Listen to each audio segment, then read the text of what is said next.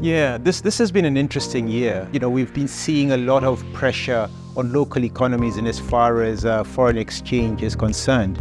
And it's twofold. It's one, for availability. There's no availability of US dollar in a lot of markets. There's a constraint. There's also a challenge on the depreciation of local currencies against the hardback. So those are the things we're seeing in terms of foreign currency. We're also seeing a lot of governments dealing with debt pressure. Naturally, because of the depreciation of their local currencies, the debt value has increased.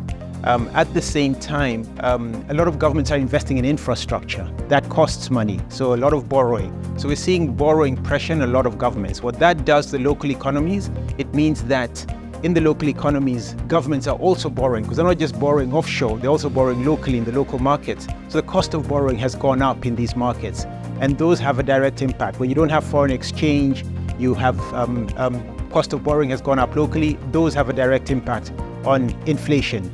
And we're also seeing a problem when it comes to cost of and availability of fuel in some markets, but cost of fuel primarily. The fuel is available, but it's also at higher prices.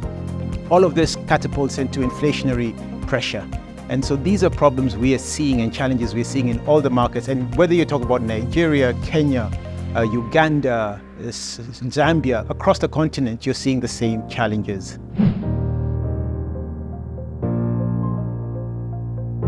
So I mean, the fact that there's a foreign exchange shortage has got governments and people and businesses and companies thinking out of the box. We're beginning to see a lot more cross-border trade. People are not depending on imports from out and exports out of the continent, but people are trading with each other. Africa is actually the continent that trades the least amongst itself.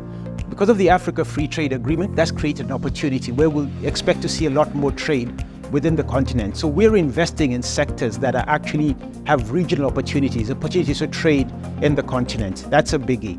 Another one that's catching our attention is people need to eat. So agri is always going to continue to be an important sector. But when you invest in agri, don't invest just in production, but invest in the entire value chain so you can capture the margin. So those are the sort of investments we're looking at. Fast-moving consumer good. Technology is invariably important. Technology is what will give Africa that advantage, the ability to compete with other more developed markets. So technology is another one. FI sector, financial institutions, financial industry, that's a big one because you need banking, you need insurance, you need fintech, and those are sectors we are seeing as opportunities. And all these opportunities are there, and we're just being thoughtful about looking into them. And so one thing that people need to realize from the get-go, Africa is not one country. There are 54, 55, depending on where you look, countries. They're different markets. Yes, they have homogeneous characteristics, but they're different markets. It's very important to have either boots on the ground or partnership with people who have boots on the ground and know their local markets. That's extremely important. So the first step for any investor looking at the market is make sure you have strong partners who know their local markets. Because you then understand the nuances, who you can do business with, who you can't do business with, what's the ease of doing business, what are the sectors you can invest in, which sectors do you avoid. So strong local partners is the first risk mitigant I would advise any investor who wants to come in. Another one is when you get into legal agreements, and this is a little bit more detailed, you want to make sure that you have the ability to go into arbitration offshore, because you don't want to submit yourself to the legal jurisdiction of the local markets. You want to make sure that you have if you like, an honest broker, an arbiter who's off-site, who's neutral. So get into contracts which give you the ability to go into arbitration off-site, off-market, offshore, because that allows you to resolve business disputes quite quickly.